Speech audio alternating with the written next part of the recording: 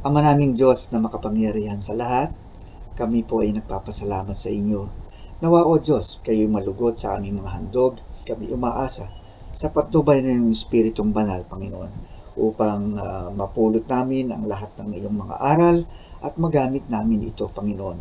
Purihin ka, Diyos, sa umagang ito, patnubayan mo kami sa ngalan ni Jesus.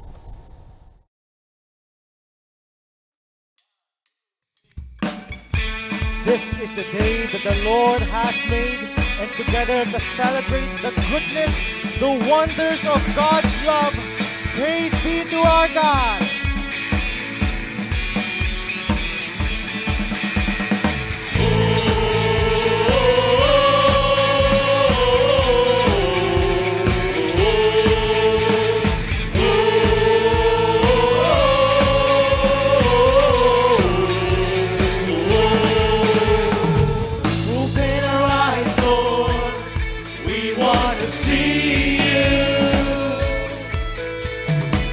Open our hearts, Lord, we want to know you.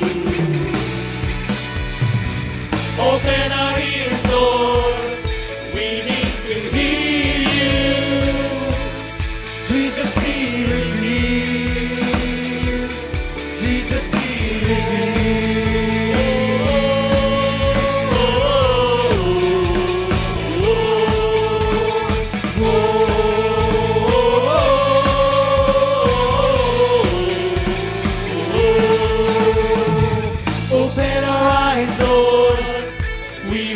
see you. Open our hearts, Lord, we want to know you. Open our ears, Lord, we need to hear you. Jesus, be revealed. Jesus, be revealed. God is here. God is here. God is here. He is able. We draw near to see Jesus face to face. God is here. God is here. God is here. He is faithful.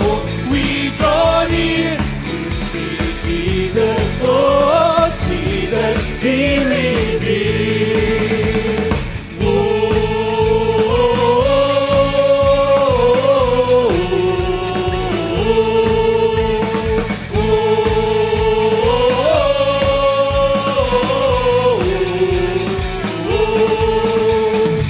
Open the gates, Lord, reveal your glory. Open the nations, establish your kingdom. Open the heavens and pour out your spirit. Jesus, be revealed. Jesus, be revealed.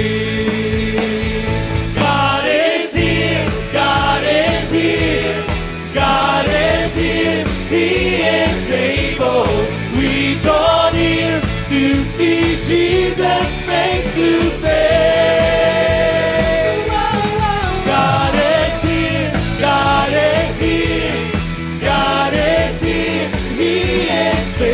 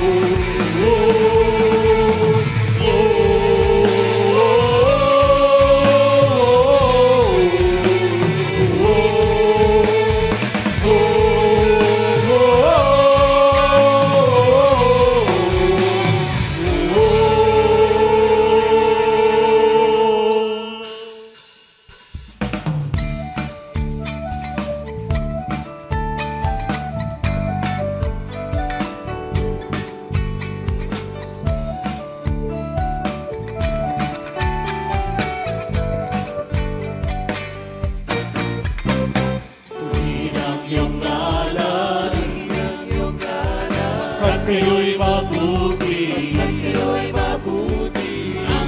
pag-ibig, laging nananatili, purihin ang iyong ngalan, pagkat kayo'y mabuti, ang iyong pag-ibig, laging nananatili.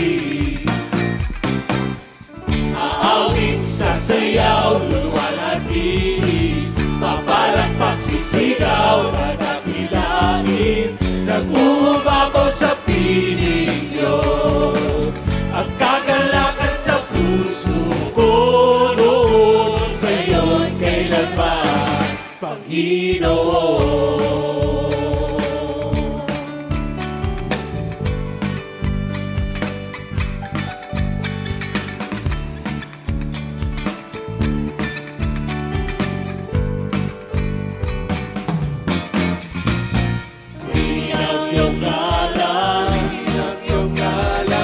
Kayo'y mabuti, ang iyong pag-ibig, laging nananatili, purihin ang iyong ngalan, pagkat kayo'y mabuti, ang iyong pag-ibig, laging nananatili. Aawit, sasayaw, luluwalhati, papalakpak, sisigaw, nadakilain, nag-uumapaw sa piling nyo, ang kagalakan sa puso ko noon, ngayon, kailanman. Aawit, sasayaw, luluwalhati, papalakpak, sisigaw, nadakilain, nag-uumapaw sa piling nyo, ang kagalakan sa puso ko noon, ngayon, kailanman, Panginoon. Aawit, sasayaw sa Panginoon, papalakpak, sisigaw sa Panginoon. Aawit, sasayaw sa Panginoon, papalakpak, sisigaw sa Panginoon. Papuri, pagsamba, pagwalhati, inaalay namin sa inyo, aming Diyos sa kataas-taasan, aming dakilang Panginoon. Truly, it is an honor, a privilege, O Lord, na aming maitaas sa inyo ang aming papuri, ang pasasalamat na nagmumula sa kailaliman ng aming puso. Tunay nga, Panginoon, ay hindi kami mauubusan ng dahilan upang magpuri sa inyong ngalan. Kaya aming Diyos, dalangin po namin ay manahan kayo sa aming pag-aawit, sa aming pagsamba sa inyo, Diyos. May your Spirit be in our hearts as we sing of your love, as we sing of your goodness in our lives, Panginoon. Patuloy ang aming pasasalamat, ang papuri sa inyong ngalan.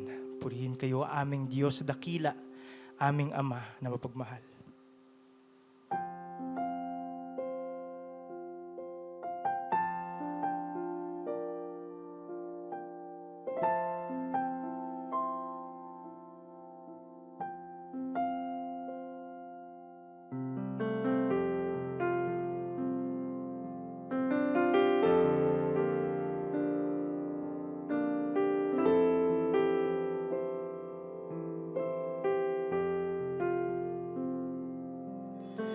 Walang hanggang katapatan sa buhay ko'y lagi niyong laan.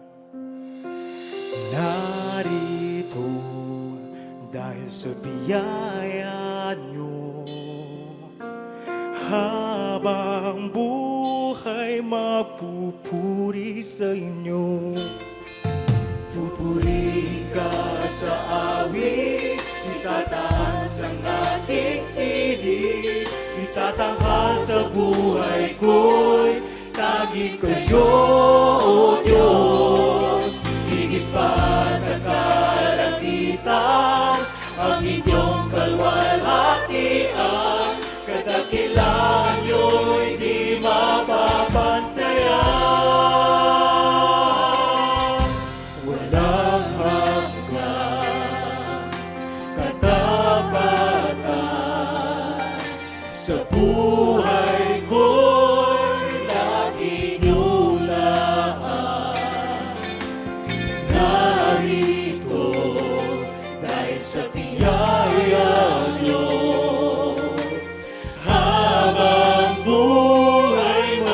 pupuri sa iyo. Pupurihin ka sa awit, itataas ang aking tinig, itatanghal sa buhay ko'y tanging kayo, O Diyos. Higit pa sa kalangitan, ang inyong kalwalhatian, kadakilaan nyo'y di mapapantayan. Jesus, kayo ang kapulian, kalwalhatian ngayon at magpakailanman. Jesus, kayo ang karangalan, kapangyarihan ngayon at magpakailanman.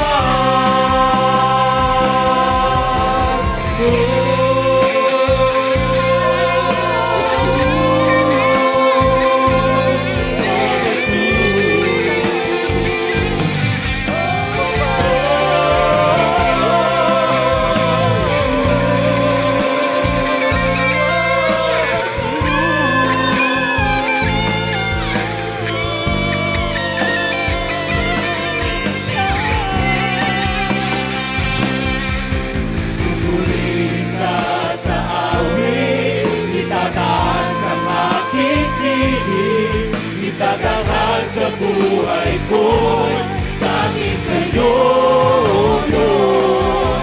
Higit pa sa kalangitan, ang inyong kalwalhatian, kadakilaan nyo'y di mapapantayan. Jesus,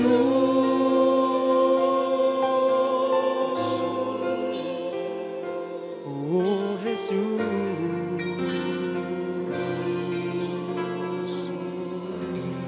Yes, Lord God, we will praise your name today and forevermore, Father. Purihin kayo, aming Diyos na dakila, aming Diyos na tapat. Purihin kayo, aming Ama. Oh, praise the name of the Lord our God. Oh, praise His name forevermore. For endless days we will sing your praise. Oh Lord our God.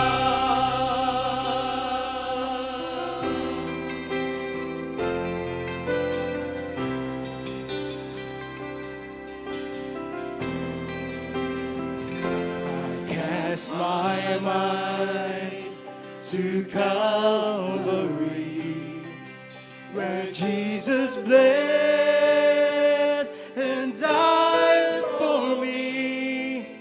I see His wounds, His hands, His feet, my Savior on that rugged tree. His body bound and drenched in tears, they laid Him down inside the tomb. The entrance sealed by heavy stone, our Savior still and all alone.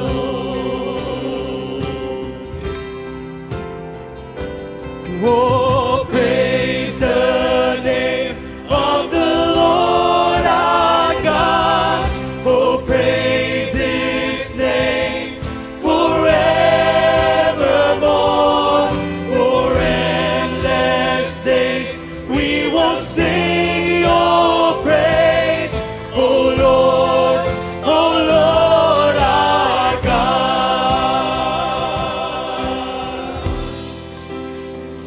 Then on the third, at break of dawn, the Son of Heaven rose again. Oh, tremble death, where is your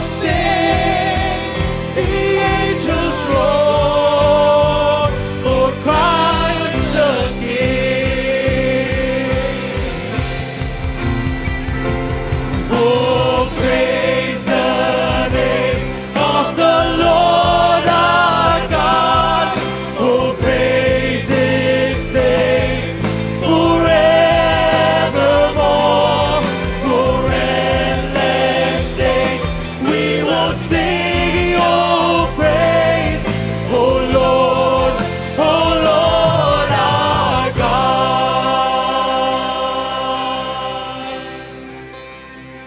He shall return in robes of white, the blazing sun shall pierce the night, and I will rise among the saints, my gaze transfixed on Jesus' face.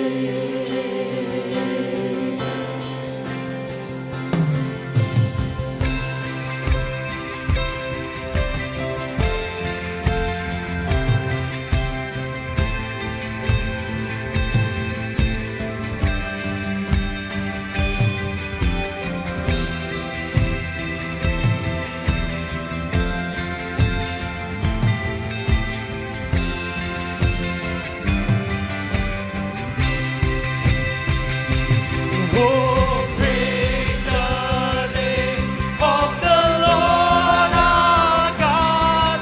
Oh, praise His name forevermore. For endless days we will sing your praise.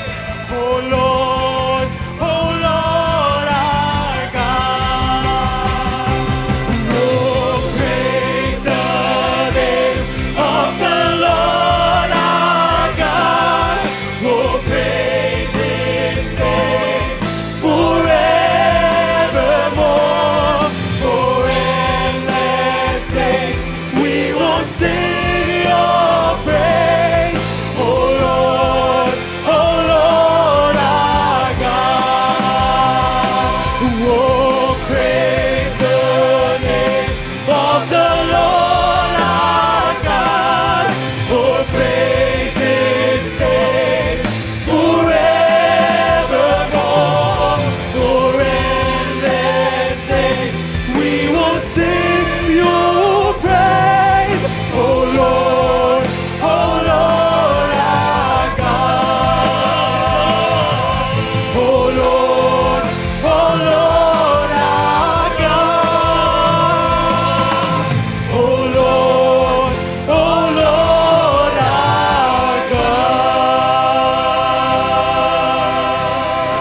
Praise, glory to you and to you alone, our Father. Purihin kayo aming Diyos na dakila, aming Diyos na napakabuti. Panginoon, dalangin po namin ay patuloy niyo po kaming samahan, patuloy niyo po kaming pangunahan as we seek to hear your word. This is our prayer in Jesus' name.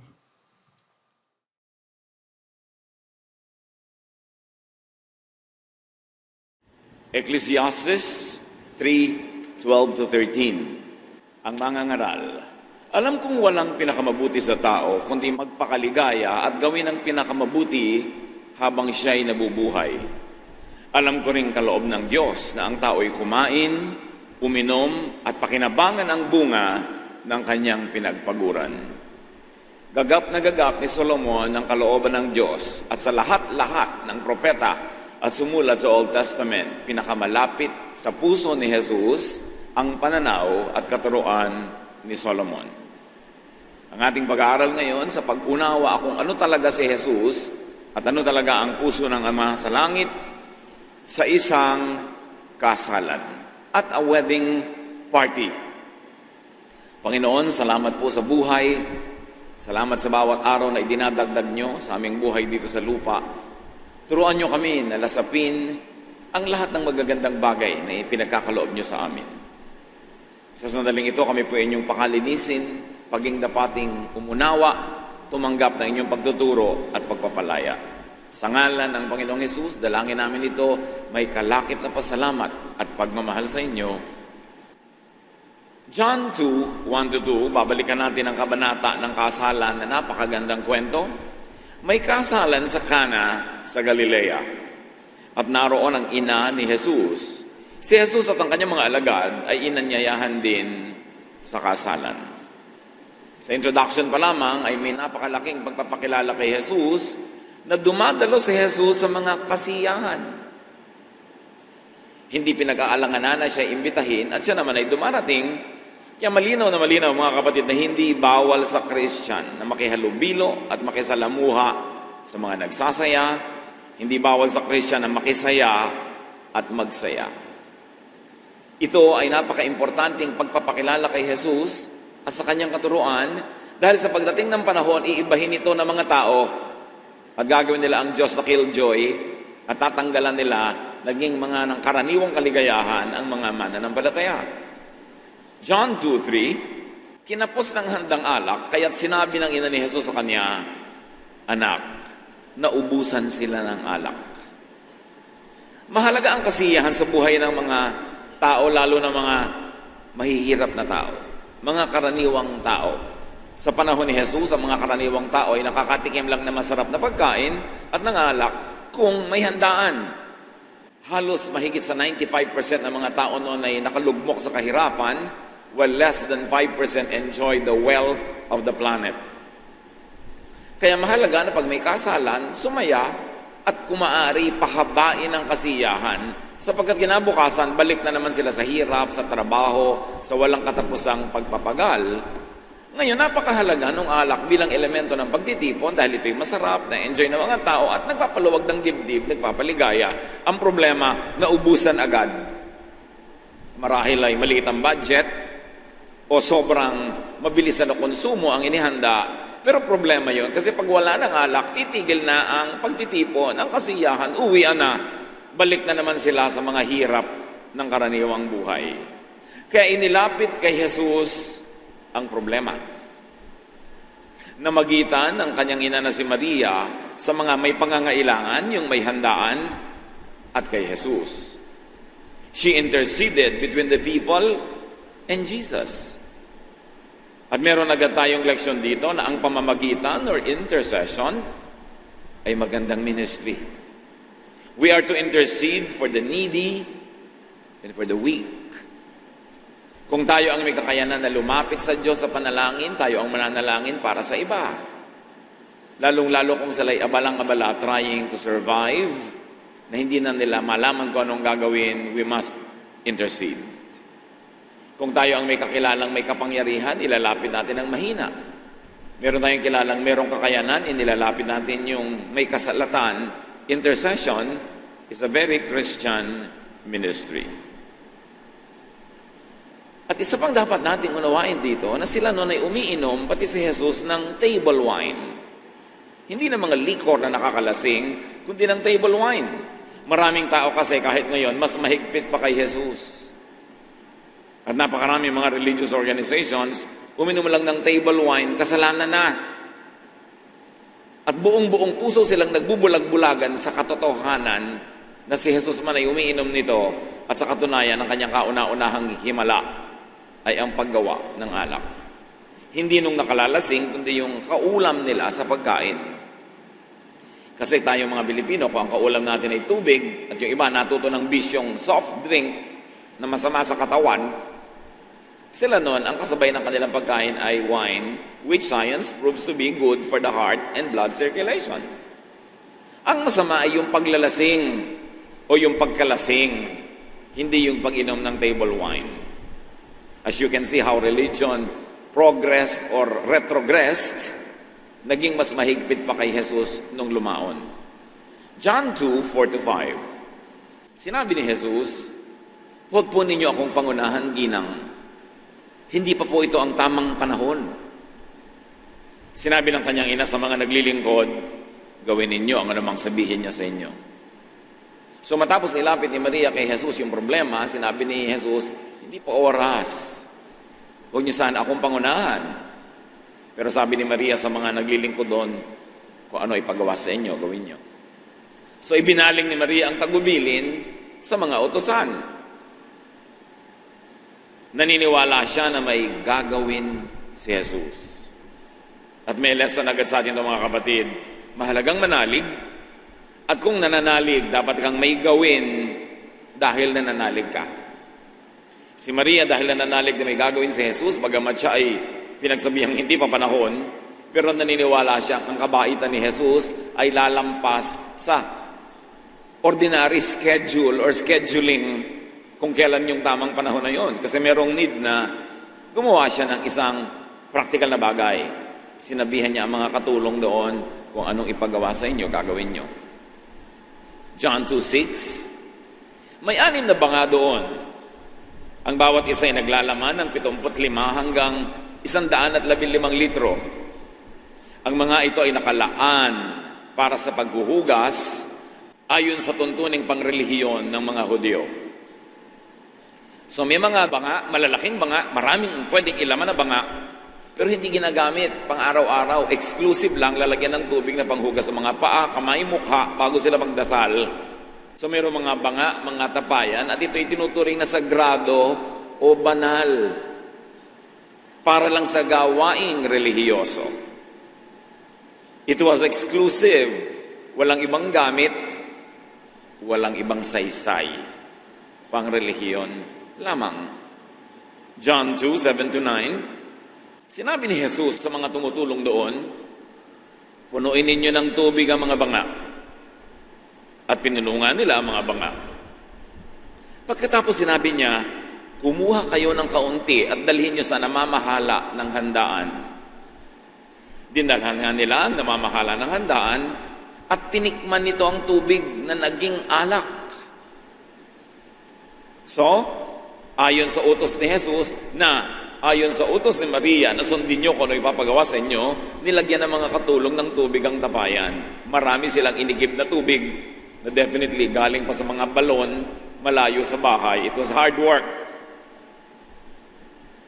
At siguro nag-iisip sila, hindi naman oras ng dasal. Walang religious activity. Bakit namin kailangan lagyan ito? Isa kayang kalapastangan na ng ginagawa namin dahil naiiba ang paggamit sa mga banga. Hindi para sa relihiyon o relihiyosong gawain, kundi para sa napakamakalupa at karaniwang pangangailangan para sa paggawa ng alak. Sa ordinaryong pananaw, lalo sa conservative, tama ba na gamitin ang mga banga na ito na nakalaan para sa banal na gawain, para lang sa isang makalupang gawain na paggawa ng alak? Tama ba si Jesus o mali sa kanyang ginagawa? Bakit siya tagapagligtas?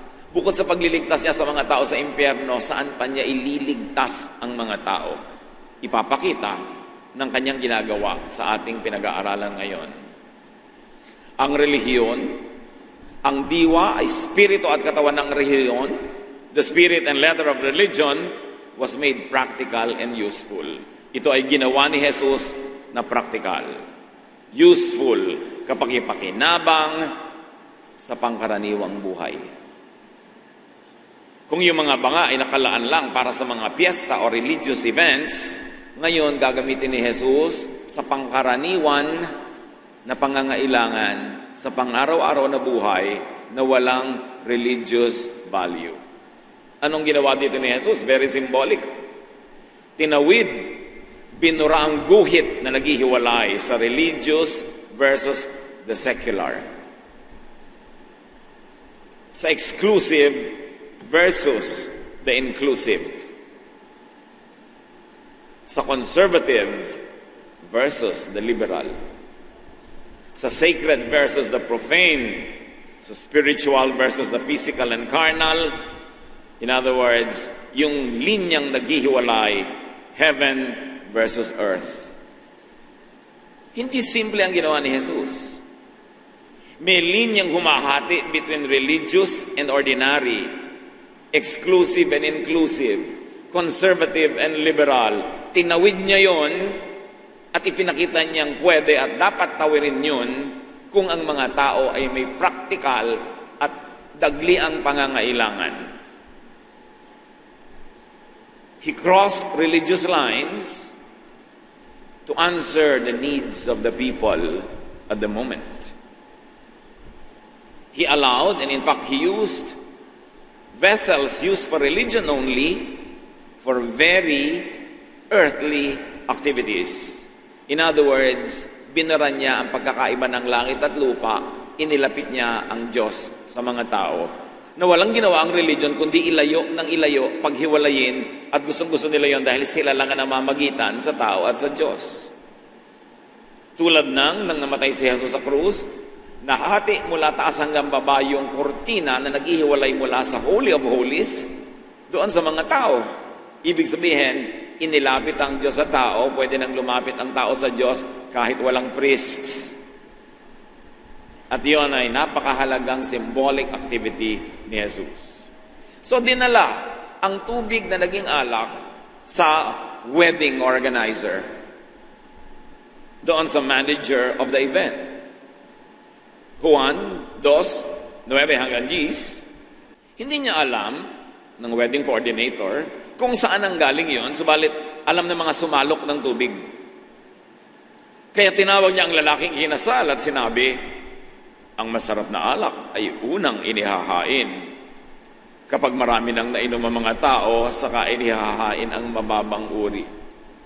Ngunit sa huli ninyo inilabas ang masarap na alak. Pati yung sanay sa pamamahala ng mga handaan ay humanga.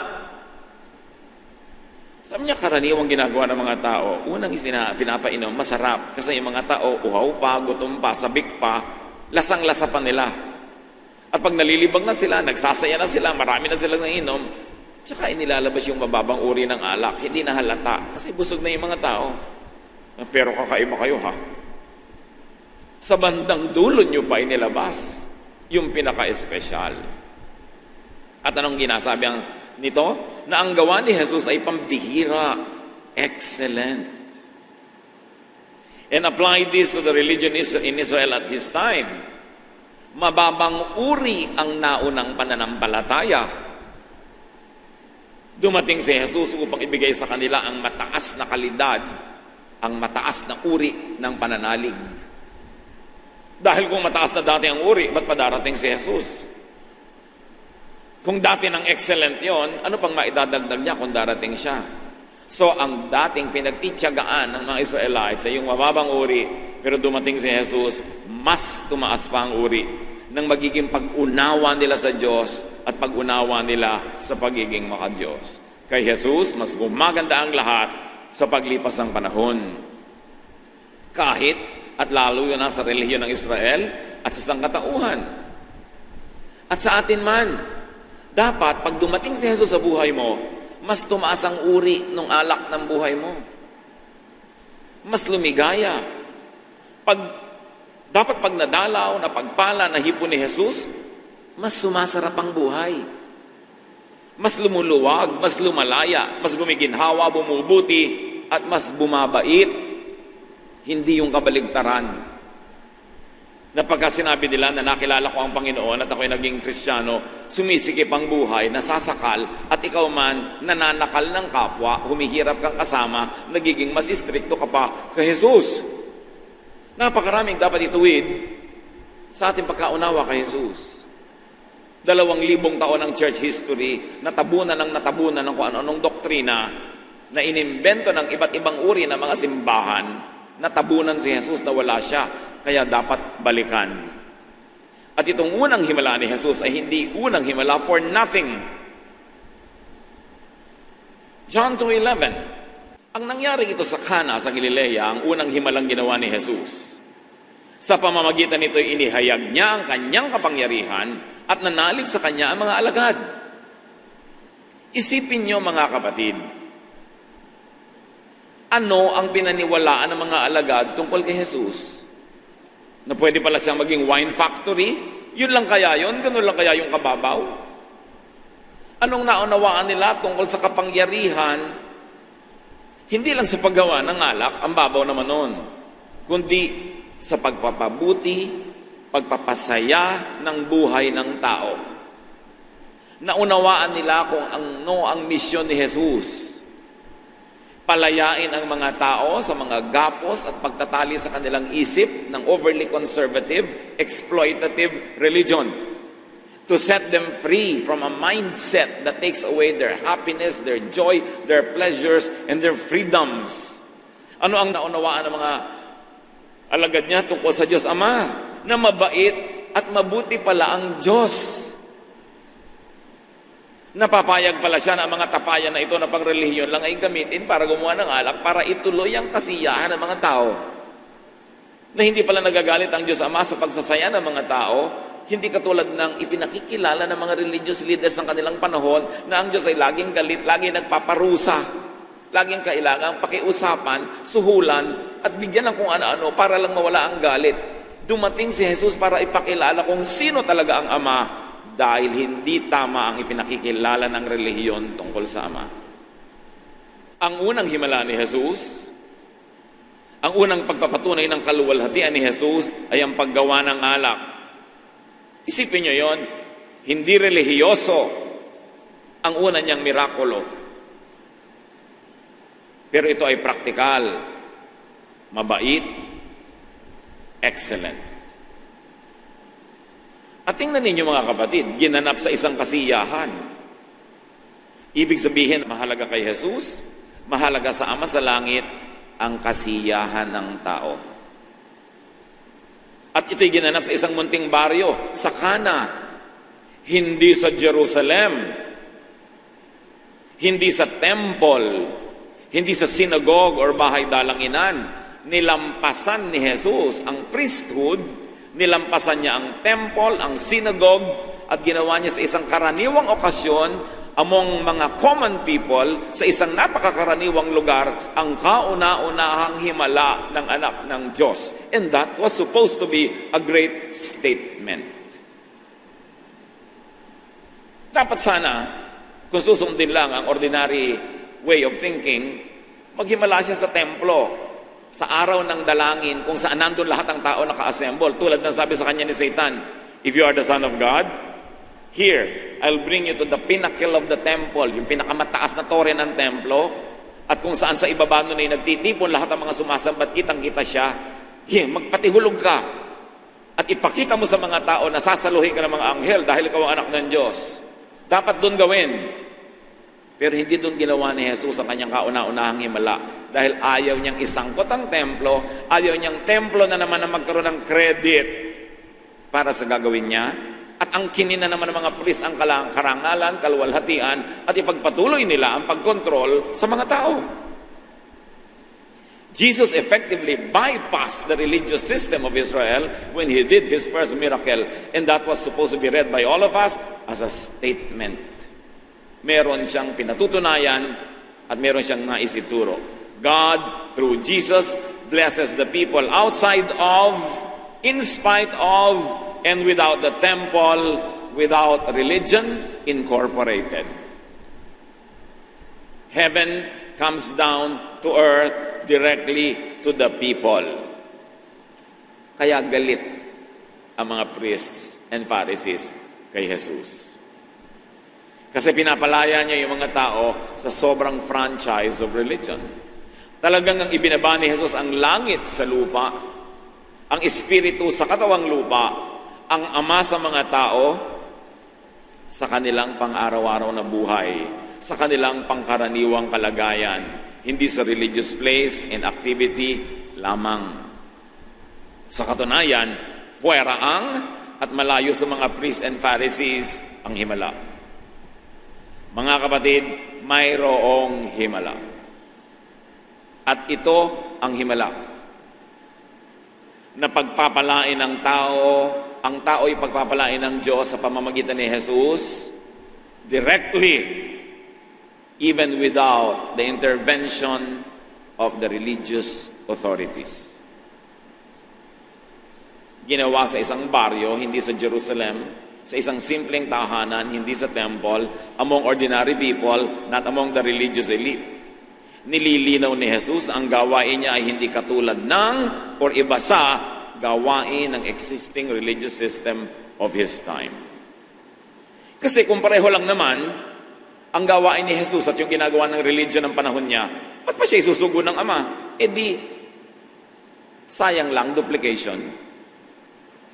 Kung pareho lang naman pala ang kanyang misyon at sasabihin tulad na sinasabi na sa templo araw-araw, bakit pa siya kailangang dumating at magturo? Mga kapatid, mag-exercise tayo ng litanya. May sasabihin ako, sasagot kayo. Okay? Mag-cooperate kayo at lakasan. Kung mayroon ng tamang daan at pinto, sagot kayo, hindi na kailangan si Jesus. Sige nga, go! Kung mayroon ng tamang liwanag, sagot. Kung mayroon ng tubig ng buhay, lakasan nyo naman. Kung mayroon ng tamang mangangaral, kung mayroon ng tamang pastol, kung mayroon ng kaligtasan at tagapagligtas, kung mayroon ng tamang relihiyon, pero dumating si Jesus, isinugo ng Ama, sukdo lang siya mamatay. Kasi ibig sabihin, wala pang tamang daan at pinto, wala pang tamang liwanag, wala pang tubig ng buhay, wala pang tamang mangangaral, pastol, kaligtasan, relihiyon. Kung mayroon ng katotohanan, kung mayroon ng daan, humina Kung mayroon ng buhay, kailangan pa ulit-ulitin natin yan para matandaan. Sabi ni Jesus, I came to fulfill the law. Di ba? Kaya yan ang pinanghahawakan ng mga taong, kita nyo na, lahat ng law dapat i-fulfill uli.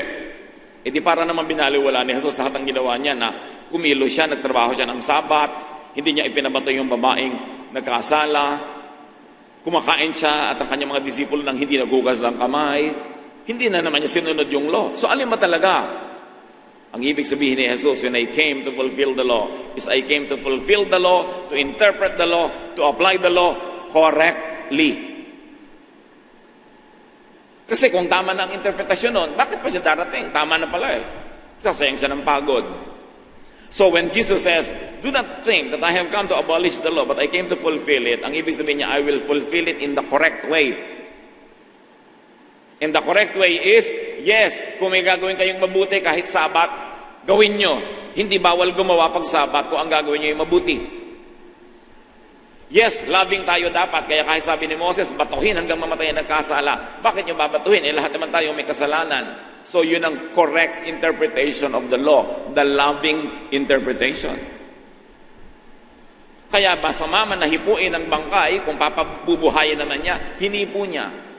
Kung hindi man mabuti na nakikihalubilo ka at kakain ka sa pagkainan kasama ang mga tax collectors and sinners and prostitutes, Jesus did it. He was interpreting the law. The correct interpretation of the law is the loving and kind interpretation.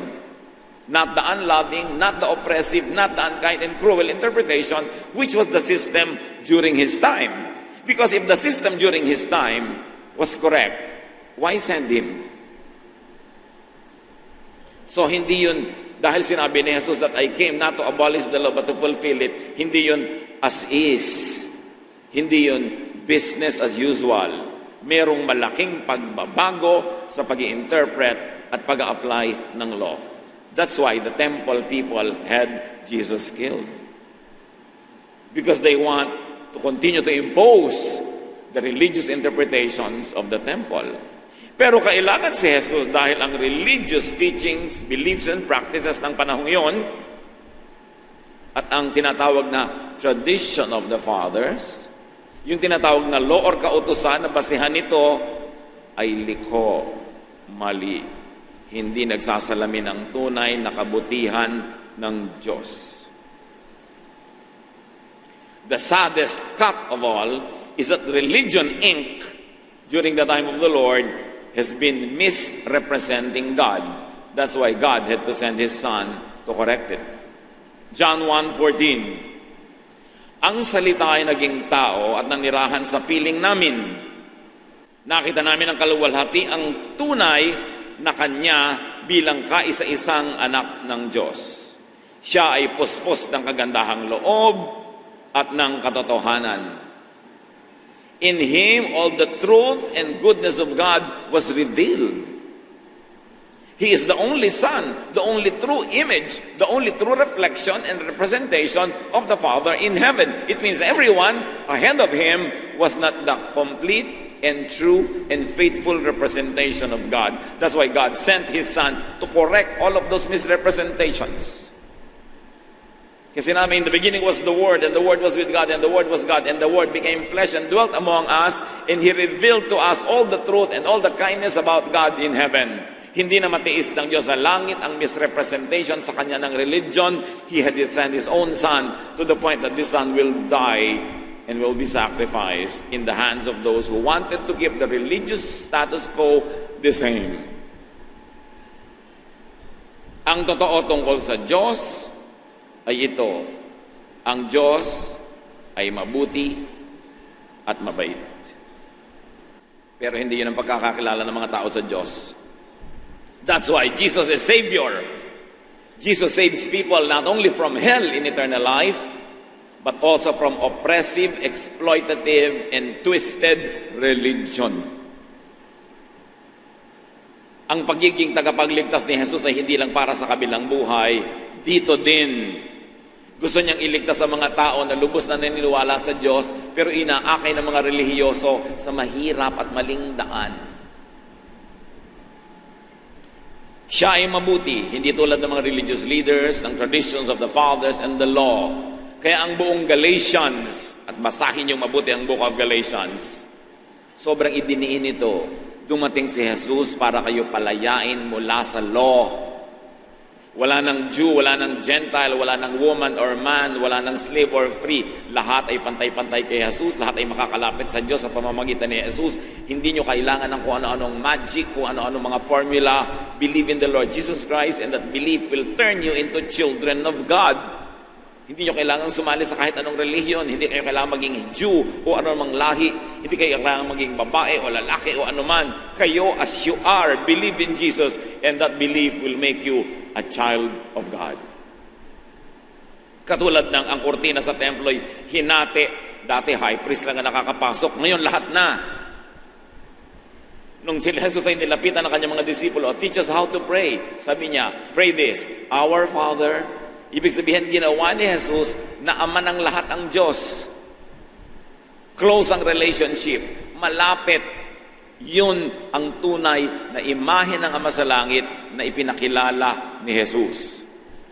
Katulad ng litanyang pinaulit-ulit ko sa inyo, bakit pa siya kailangan dumating kung tama na pala? Nakakapagbigay buhay na pala yung pananalig doon. Bakit pa siya kailangan dumating? Bakit pa siya kailangan maging light of the world? The way, the truth, and the life. Kailangan siya dahil baluktot, mali ang sistema noon. At ang nakakalungkot, pagkawala ni Jesus sa lupa, inside the Christian church, nagkaroon na naman mga attempt of re-Judaization. Ipairal muli sa mga Kristiyanong pinalaya na ni Jesus ang mga kautusan na naman ng templo. Ang mga kautusan na naman ng mga Jewish faiths. Kaya si Paul galit na galit. Kaya basahin niyo mabuti ang Galatians. Kasi kahit buhay pa si Paul, may mga pagtatangka na yung mga Jewish Christians na gawing Jewish na naman ang Christianity. E pinalaya na nga sila doon. Gusto na naman silang ibalik nung iba. Sinimula ni Jesus na gawin ang fulfillment of all the law. Ang pagbaba ng kaharian ng Diyos. Ang kingdom of God. Ginawa niya ang lahat ng ito sinimulan sa isang kasalan na hindi pinagpapapansin ng mga tao, hindi pinagtututuro. Akala lang, ang tunay na kwento, si Jesus ay makapangyarihan, kaya niyang gumawa ng alak. Hindi gawin na lang natin siyang alak factory. Kung yun lang pala ang lesson ng kwento na yun. Ginawa yun upang ipaliwanag ang lahat ng ating pinag-usapan na ang Diyos ay available to all. Ang Diyos ay mabait. Gusto ng Diyos ang mga tao nagkakaroon ng kasiyahan, kapahingahan sa kanilang mga kapaguran.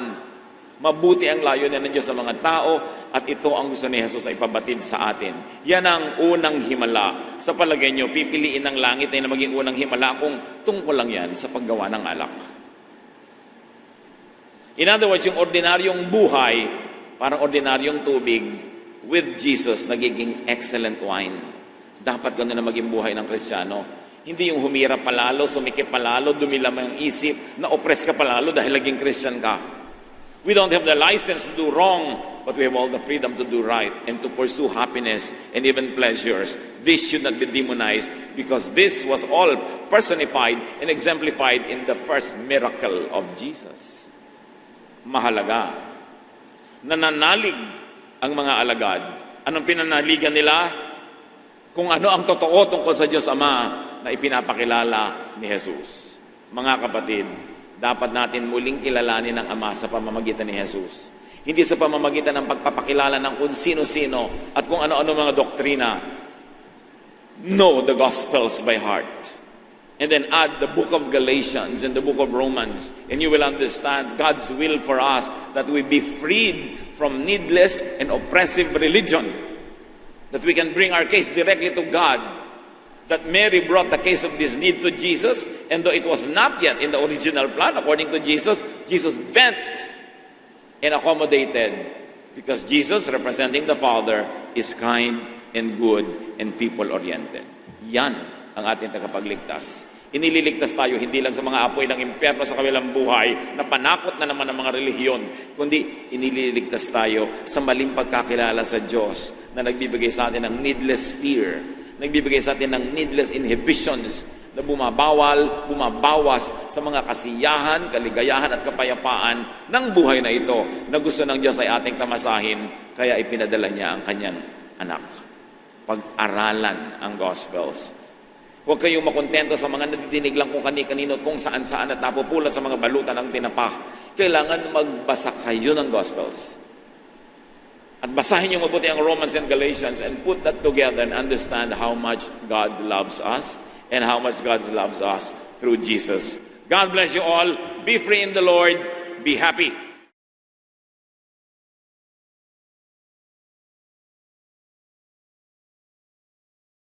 Maraming salamat, Panginoon, sa mataas na antas ng pananampalataya na inyong itinuro sa amin. Buhay na maginhawa, mabait, mabuti, at may angkop na kalayaan na tanging nagmumula sa inyo. Sa ilang sandali ng katahimikan, patuloy po nating papurihan at pasalamatan ang Panginoon.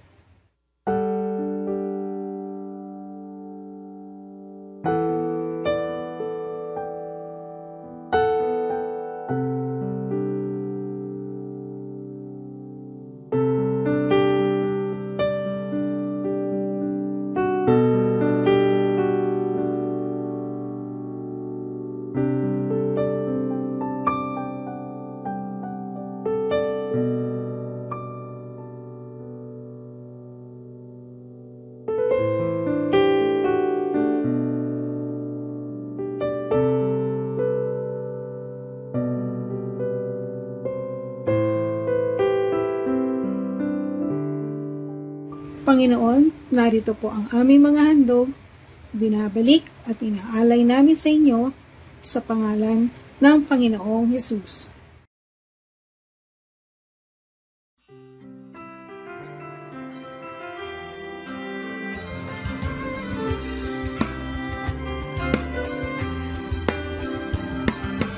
Aming mga kamay, naghahandog tanging alay, mula sa puso ko'y tigil, sa salamat na hatid. Upang salita niyo ay palaganapin, at palawak ang makalangin na gawain. Tinig na umaawit, puri ang inihahatid, sa salamat ang sinasabi, ang kalagay walang patid. Upang sayang ibinabalik, pagkabiyayang galing sa langit, tunay na yaman ng iyong pag-ibig. Ang aming alay, O Diyos, ay gagawin, handog na pinakamahina ang aming dadalhin. Lahat ng ito'y sa inyo dinamdalin, nanalaan tungo sa inyong gawain. Aming alay, O Diyos, ay tanggapin, handog na pinakamahina ang aming dadalhin. Lahat ng ito sa inyo dinamdalin, nanalaan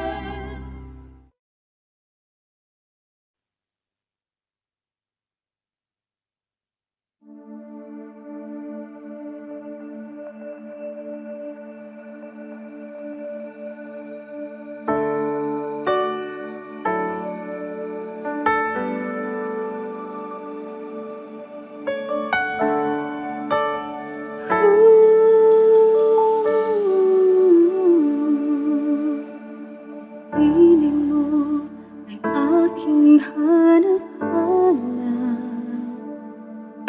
sa gitna ng bawat takot at paghihirap, sa kabila ng aking pagkukulang. Katapatan mo, O Diyos, tanging laan sa puso at damdamin. Ika'y mananatili, walang hanggan ang alay mong pag-ibig. Natagpuan ang pag-ibig na dakila. Doon sa krus ako'y iyong pinalaya. Jesus, ako'y aamin nang walang hanggang pagpupuri. Ang puso ko'y sa'yo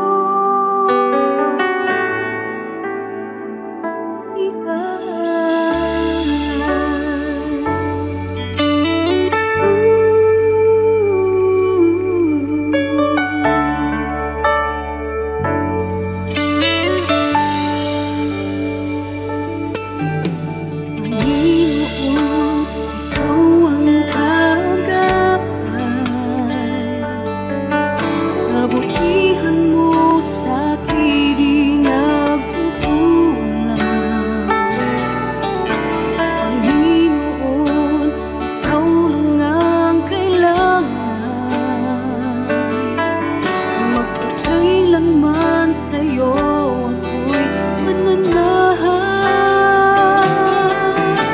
Sa puso at damdamin, ika'y mananatili, walang hanggan ang alay mong pag-ibig. Natagpuan ang iyong pag-ibig na dakila. Doon sa krus ako'y iyong pinalaya. Jesus, ako'y aamin nang walang hanggang pagpupuri. Ang puso ko'y sa'yo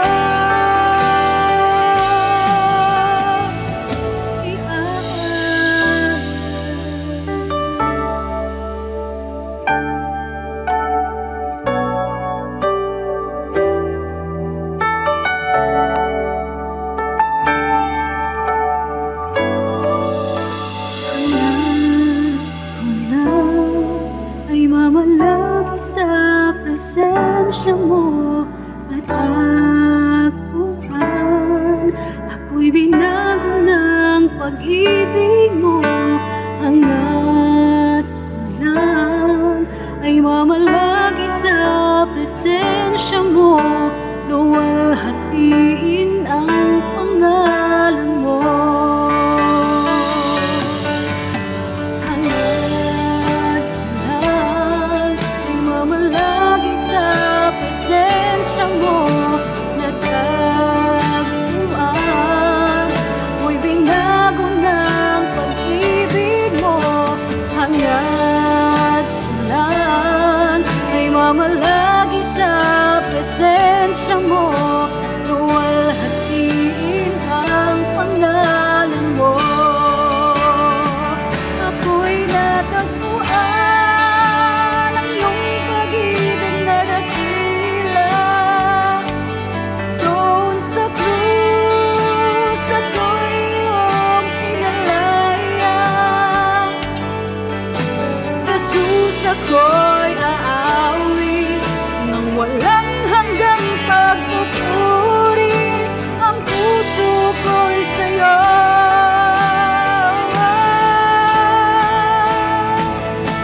hangga't kulang ay mamalagi sa presensya mo. Natagpuan, ako'y binago ng pag-ibig mo. Hangga't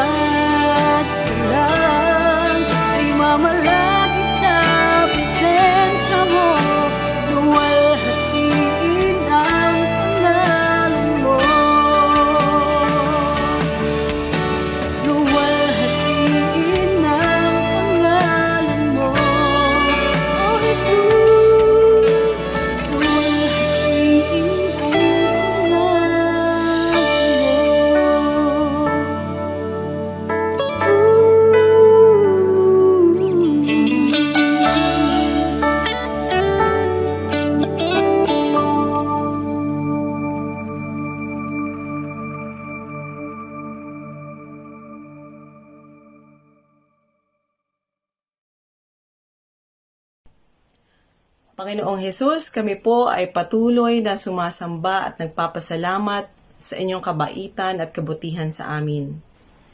At ngayon, sumaati nawa ang mayamang pagpapala ng ating Diyos Ama sa langit, ang pag-ibig at pakikipag-ulayaw ng ating tagapagligtas na Panginoong Hesukristo, at ang presensya at pakikipisa ng Banal na Espiritu Santo mula ngayon hanggang magpakailanman.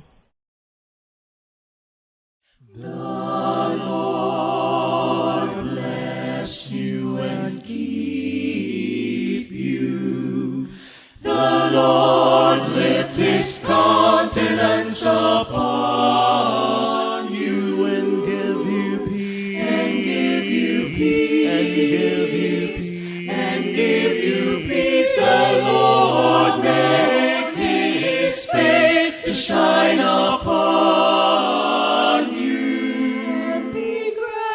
and be gracious unto you, and be gracious.